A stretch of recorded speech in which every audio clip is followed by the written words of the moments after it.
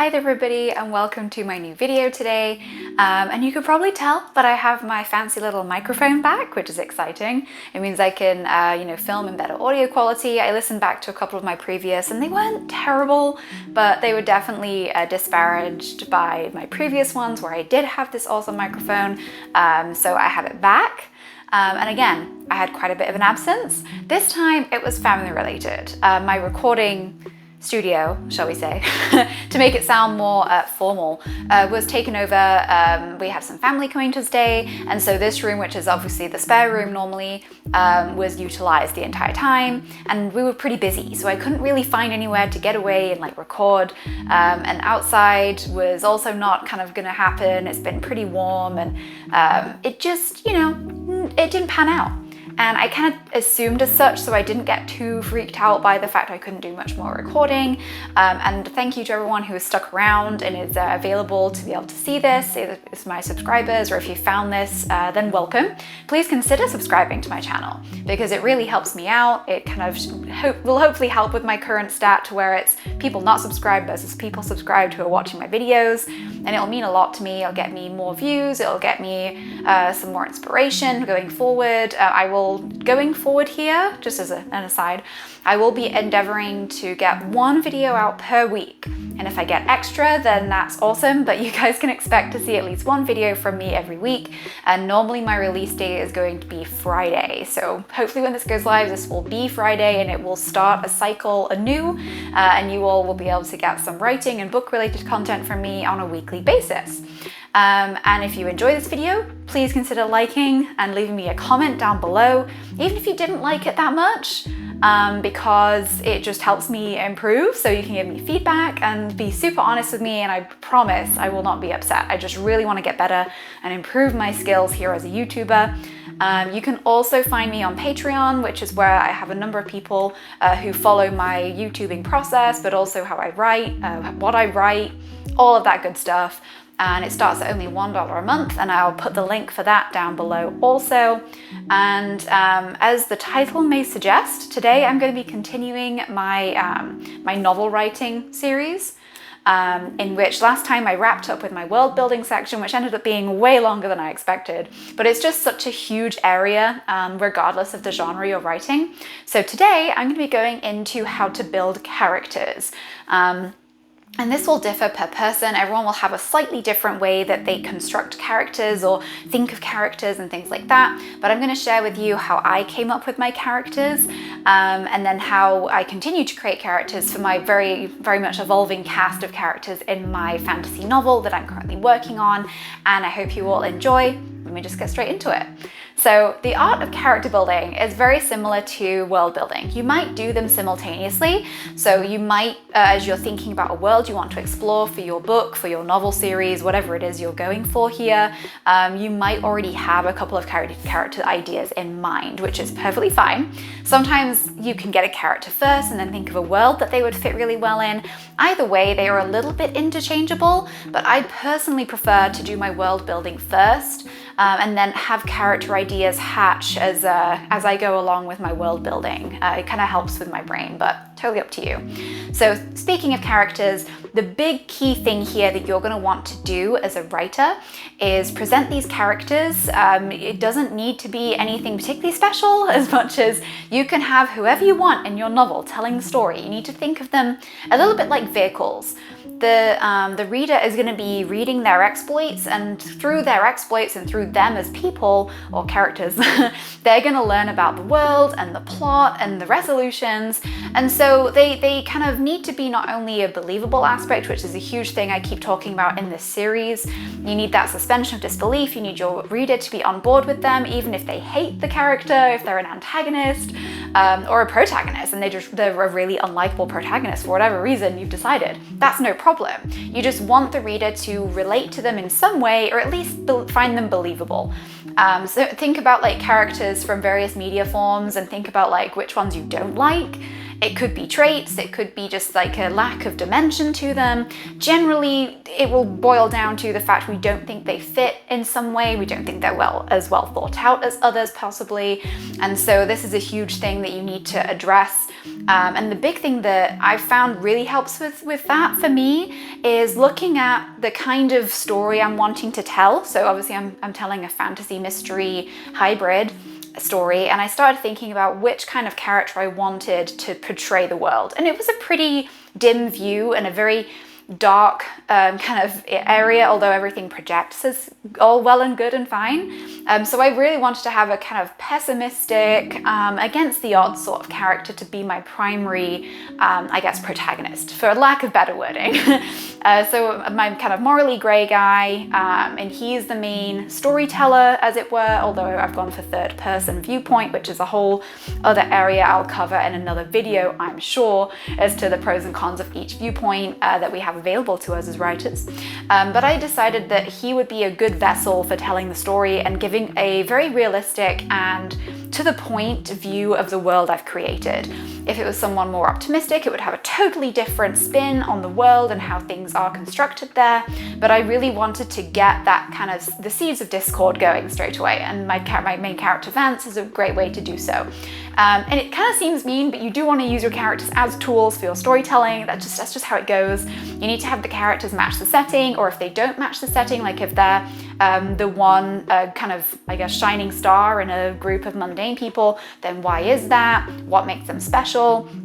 All this kind of stuff, and that will all add to your storytelling elements.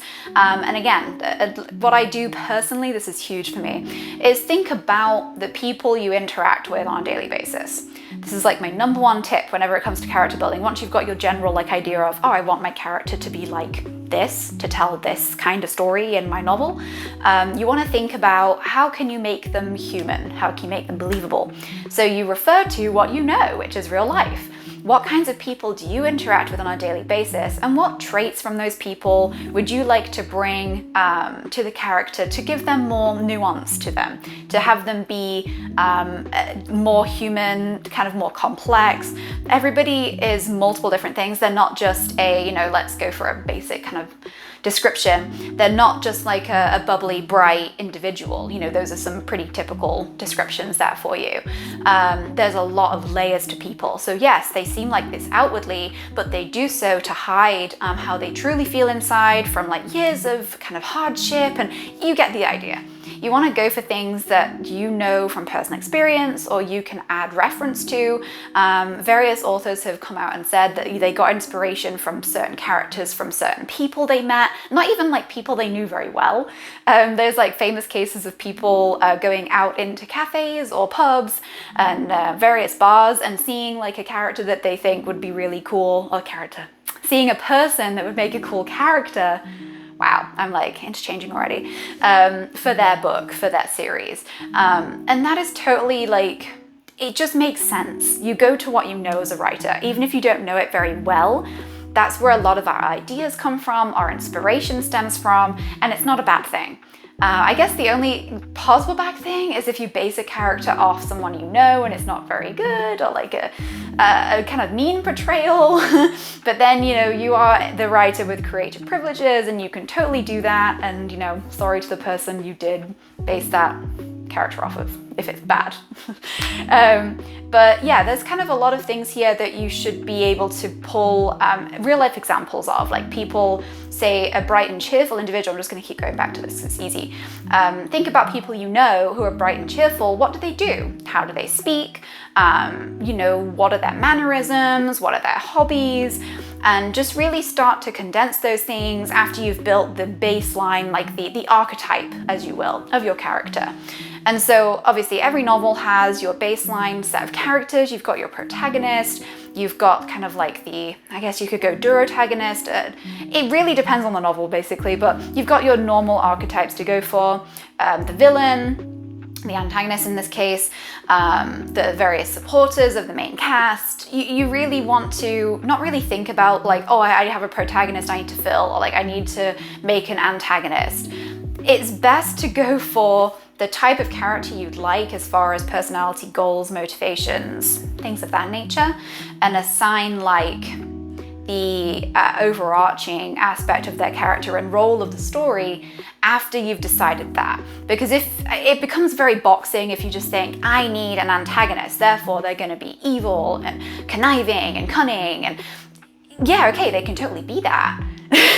But I'd recommend trying to go for the traits and archetypal like overview of their personality and what they do and things like that, and then be like, okay, now this is my villain.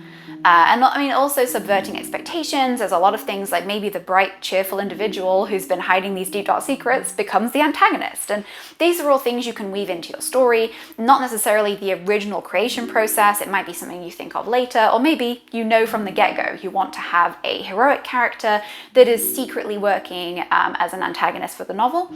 That is no problem. You just need to kind of really think about these things to make them believable in a way that the reader would either root for them, despise them, have any form of strong feelings for them.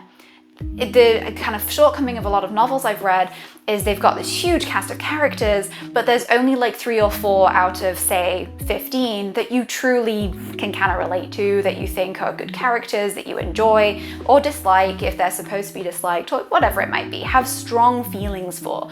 The rest of this huge cast can often feel a little bit grey and muted because they're there for just one single purpose. You know, someone who bumps into your character in the market, say, for example, you don't see them again, you don't get much more than just a very baseline description of them. And I'm not saying you have to break your back to create deeply detailed characters of every single individual in your novel, but just going a little bit beyond, even if they're a once appearing character, will help with the richness of your world and therefore help your world building with your characters. So that is like a huge thing I do, like the kind of mixture of I want to find themes and archetypes I want to hit, but they're also like kind of miniature vehicles for my story. How do I think my story is going to be constructed in the best way? That kind of stuff really is the thing to think about as a bigger picture, and I do in the series talk about it a lot. We start big, we come small.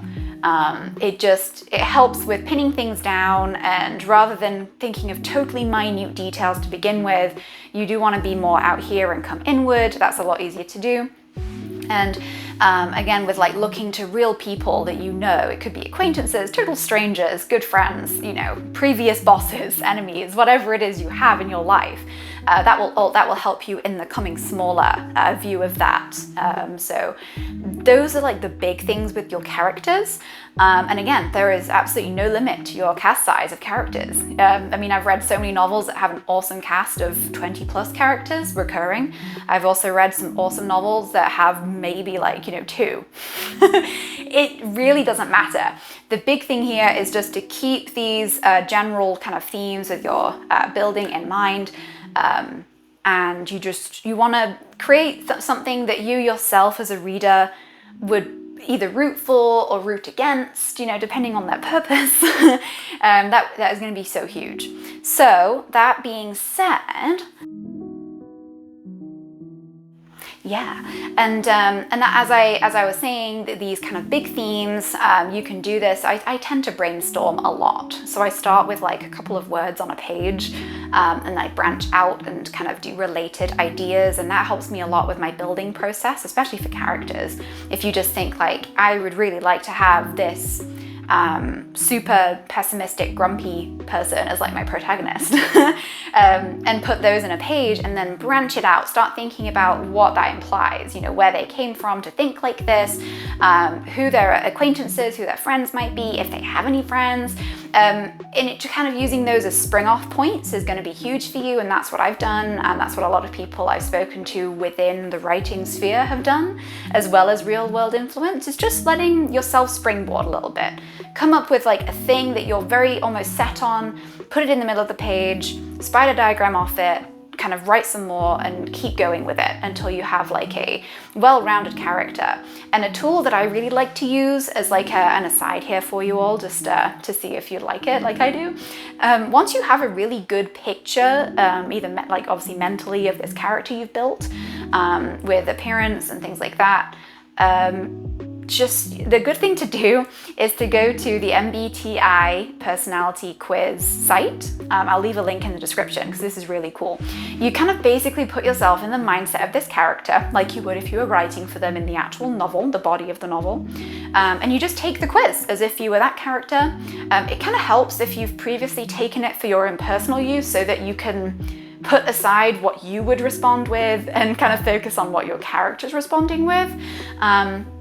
And the result at the end would be a personality type, and then they actually provide a lot of really interesting insights into the type of personality that you get with that quiz, that you thought about but didn't really give substance to.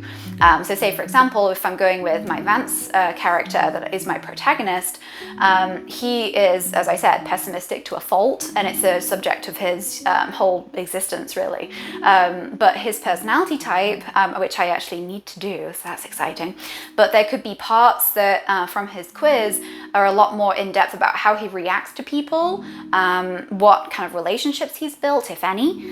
It goes over a huge realm of possibilities and like very eloquently worded things that you can use as further springboards for inspiration, and you can kind of think of, well, okay, this character reacts like this to problems, to situations, to conflicts.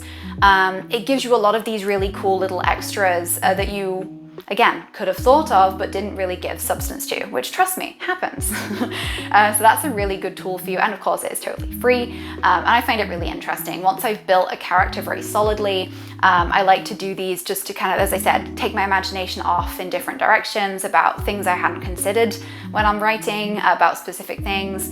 It would help me possibly with like writing future scenes that align with some of the things the quiz will ask you. So just an extra thing for you there. And again, like I guess appearance-wise with your characters, that will depend very heavily upon you, the author, and your setting and your genre, because I mean, there's going to be a huge difference. In my world currently, in the sphere that we're in, it's all humans. It's a fantasy novel, obviously, but it's all humans. That I will open up later to the multiple other continents in which we have a lot more fantasy-esque races out there. But you need to think about that for you and like kind of what, and again, the visual appearance of this person really doesn't matter unless it needs to, such as, you know, them being probably like maybe the only fair-haired or the only dark-haired person of a certain group, and like kind of, if you're wanting to build those kinds of messages, this would be the time to do so with your character. Once you've got their personality fleshed out, like, you know, is there something about them physically? Do they have, you know, some kind of disability that kind of will separate them from friend groups or exclude them in some way? That needs to be kind of done hand in hand with your kind of general overview of your archetype area that you're going for. And that again is something that is totally within your imagination, and something that I could spend another however long it's been for this video and more talking about.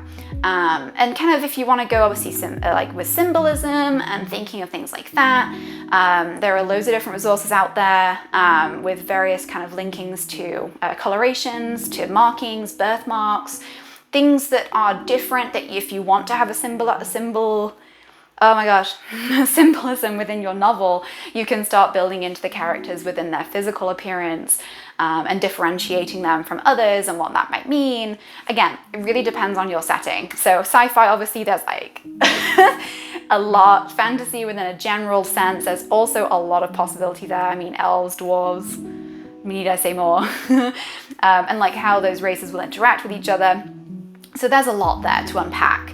And I'm sorry that this was, in classic fashion, a bit of a, you know, info dump from me. I just always end up doing that. My brain just goes through, oh my gosh, yeah, these are my points I wanted to discuss. Let me just go at 1,000,000 miles an hour.